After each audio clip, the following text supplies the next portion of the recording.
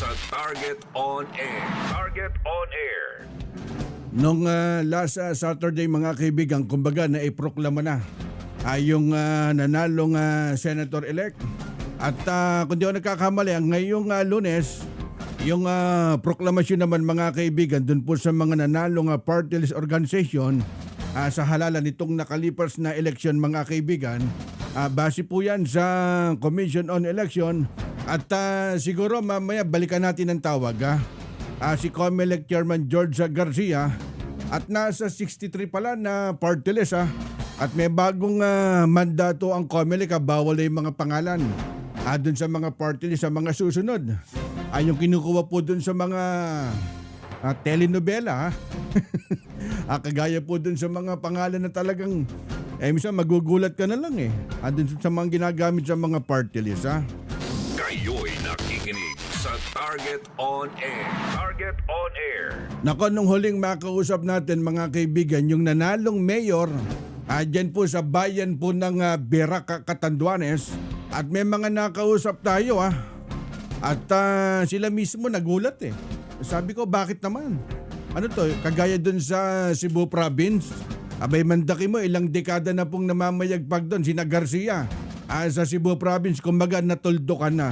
Ibig sabihin matalino na ang botante ngayon Eto nga, dumako tayo dito sa Catanduanes Province At alamin nga natin, nitong katatapos lang na eleksyon, nasa linya ng ating komunikasyon, si Governor-elect, si Governor Doc Patrick Asanza Governor Doc, marhay na aga. Maray na aga, magandang umaga, Karex, at sa lahat ng tagapakinig ng inyong pamosong programa. Apo, at nako, salamat po sa unlak po sa aming interview. At siguro umpisahan namin. At sino po si Doc Patrick Asanza? Si Dr. Patrick Asanza po ay isang dating profesor galing sa University of the Philippines. Apo. Tayo po ay 1996 Lingkod Bayan Awardee ng Civil Service for exemplary service and honest service sa gobyerno at distinguished alumnus din po ng UP. Bago naging presidente ng Catanduanes State University po. Mm-hmm. At doon po ako nagsimula. Unang saba ko po ito sa politika po. Tumakbo ako bilang gobernador, katapat ng mga may dinastiya sa aming probinsya. 19 years po sila sa pwesto. At nabanggit nyo, unang takbo nyo, hindi po kayo nag-barangay captain, konsehal, vice mayor o board member. Unang takbo, provincial governor agad? Yes po, Karex.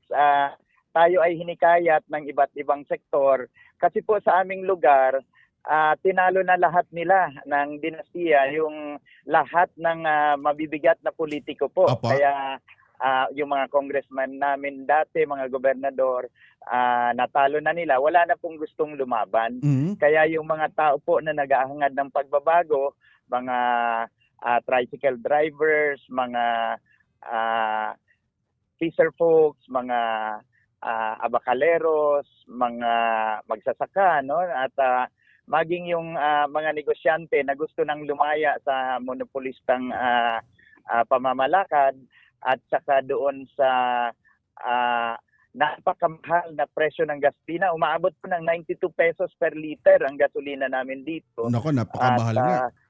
Gusto nang makaya sa ganitong sitwasyon ang mga tao. Kaya hinikayat po ako na tumakbo dahil nagkaroon ng survey at lumalabas na isa tayo sa mga number one na pinagkakatiwalaan ng mga tao sa probinsya, bagamat hindi tayo politiko po. Yung sumusunod sa akin sa survey ay yung Bishop. Sabi nila, alangan namang si Bishop yung kumbinsihin naming tumakbo, Dok. Kaya sabi nila, sana ikaw ang tumakbo. At yun po, meron pa po ako dapat ng natitirang 6 na buwan bilang presidente ng universidad. At another renewal kung maganda ang performance. Usually may 4 years renewal as university president. Pero sinakripisyo natin po ito para sa kapakanan ng ating probinsya po, Karek. Apo, at hindi ba kayo nahihirapan na siguro wala kayong mayor, congressman o council, barangay captain dahil ilag sila dahil dynastiya Yes ng po. family kuwa. Ang tanong paano nyo i-deliver sa inyong mga kababayan yung programa nyo na sa tingin po nyo na yun talagang aasahan nila? Yes po, independent po ako at ang nangyari talagang yung kampanya dinaan ko sa plataforma. Wala pong vote buying. Ang Apo. total expenses ko lang halos nasa 400,000 po. Pambili lang ng gasolina at yung mga ilang tarpaulin. Konti lang din po ang aking tarpaulin. Apo. At ang ginawa ko po talaga is mag-produce nung parang comics Mhm. na aking sinishare sa social media para maabot yung paliwanag sa mga tao at nagbabahay-bahay po ako. Ngayon, ang although sa ating panalo, wala tayong masyadong kasamang PBM o kaya mayors, pero sa kasalukuyan po na naproklama na kami, nagkausap naman po kami ng karamihan sa mga mayors at saka provincial board members Apo. at maging yung nanalong vice governor po at nagkasundo na Mhm. magtutulungan para sa kapakanan ng probinsya po, Karek. Apo, at ito, Gob, singit ko lang. Karek si Sakong OFW dito sa Singapore. Diyan ang province namin sa Catanduanes. Ako'y naninirahan sa bayan ng San Miguel. Meron po bang municipality ng San Miguel sa Catanduanes? Opo, meron po. Ang Mhm. mayor po doon ay kaalyado natin, siya ang nanalo. Ang bayan po ng San Miguel ay punong-puno ng mga abakaleros, yung tinatawag naming parahagot. Sila yung nag-aano ng abaka,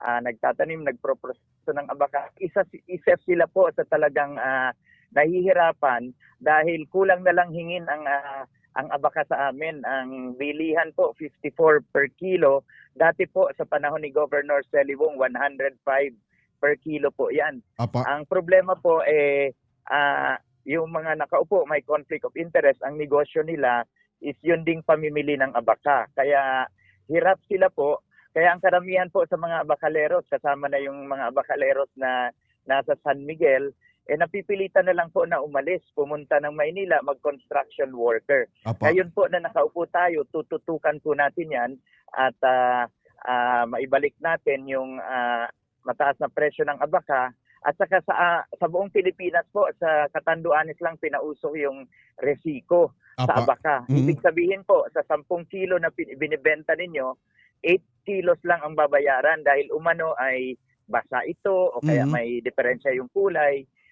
Yun po ang masamang epekto ng resiko. Magkakaroon po kami ng resolusyon na ipagbabawal ang pagresiko sa abaka para naman ang mas makinabang po ay yung mga parahagot o abakaleros po ng probinsya. Apo, at Gob, balikan ko lang. Interesado ako doon sa nabanggit nyo kanina.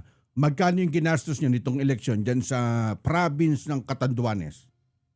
Nasa 400,000 lang po, Karek. Ha? Umabot. 400,000 governor ang tinakbo. Gob, 400 ginastos nyo, buong province yun? Yes po, opo. Ang talagang ang ginawa natin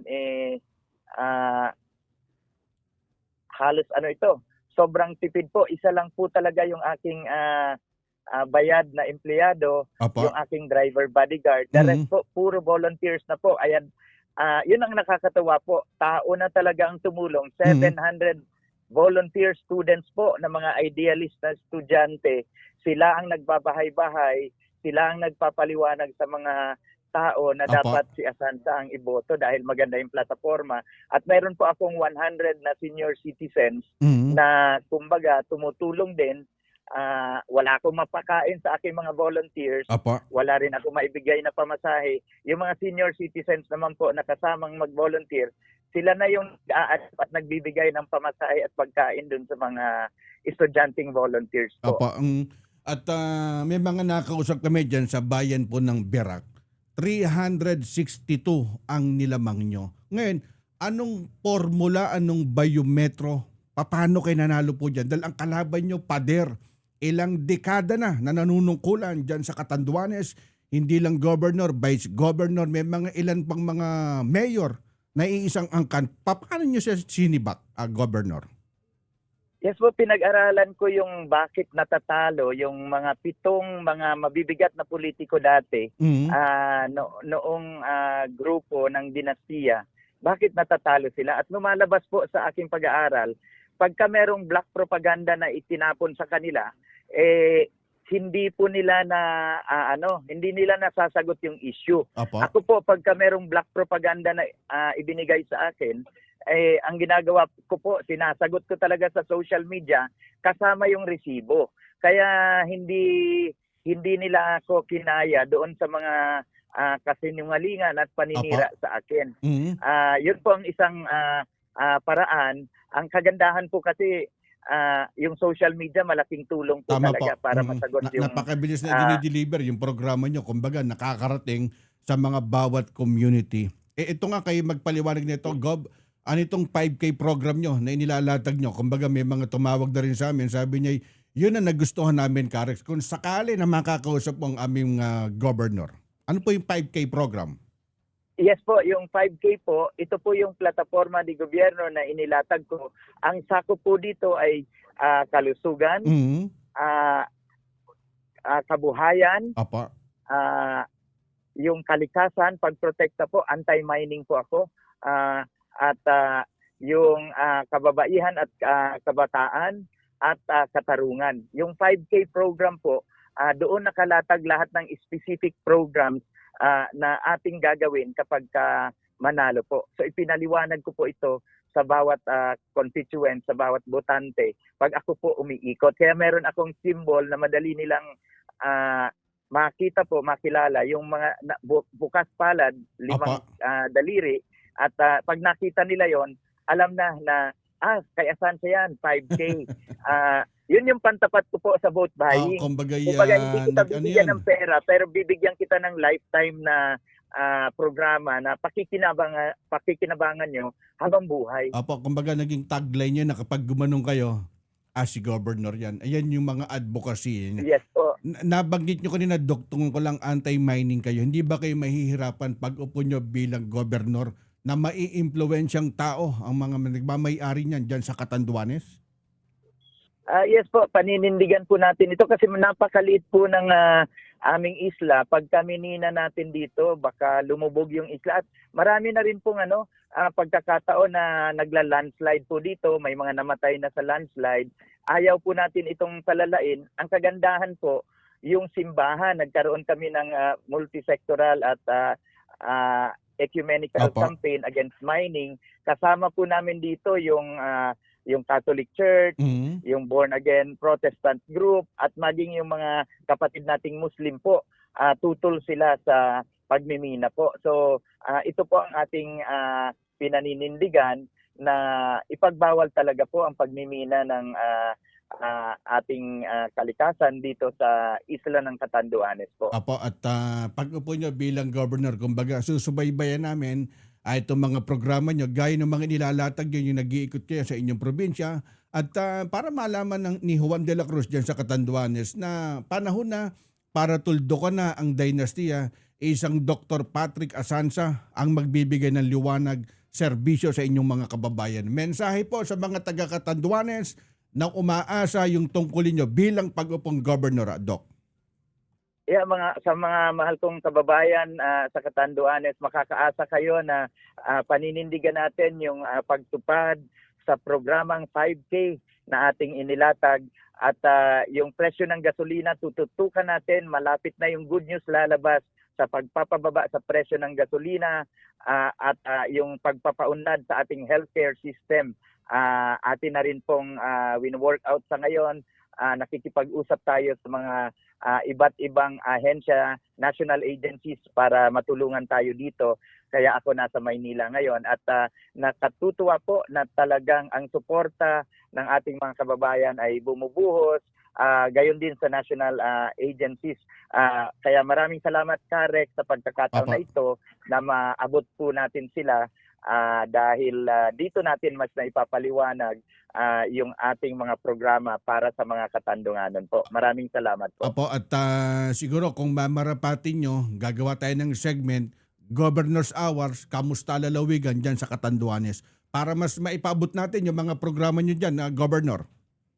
Yes po, buong puso ko pong tatanggapin yon. Siguro malaking bagay ang magiging tulong nito para yung mga programa po ay talagang ma-implement ng maayos at yung mga kailangan namin sa iba't ibang ahensya na suporta, lalo na sa senador at sa Senado at Kongreso para naman mapondohan yung mga programa.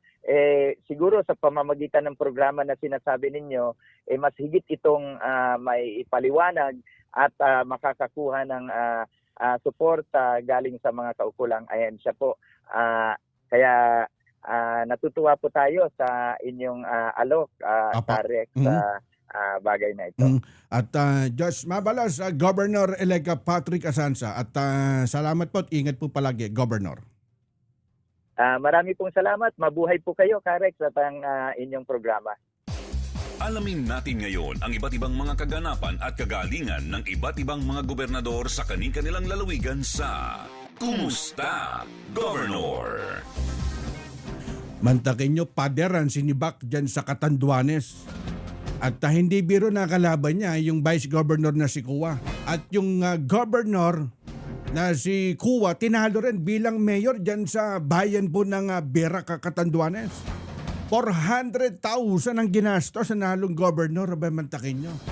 Sa barangay, sitio leader lang, kukulangin yung 400,000 mo . Dun sa Catanduanes, gobernador ka na ng isang probinsya. At hindi biro. Kaya nga yung mga dynasty, tandaan nyo, may hangganan din yan. Kumbagay, may panahon para wakasan po nila yung panunungkulan sa isang probinsya. Ito isang halimbawa. 19 years na mayagpag dyan sa Catanduanes. Diba sabi nga tinalo nung talbos-talbos lang. 400,000 ang ginastos. Nanalong gobernador, diba? Siyempre, tututukan natin yung kanyang mga programa, yung kanyang tungkulin pag-upo bilang gobernador. Nabanggit niya yung anti-mining. Dito susukatin po natin. Yung sinasabi ni Governor na pag-upo niya lahat ng mining sa buong Catanduanes, May 19, binanggit ni Governor, di ba? Dyan sa Catanduanes, ha?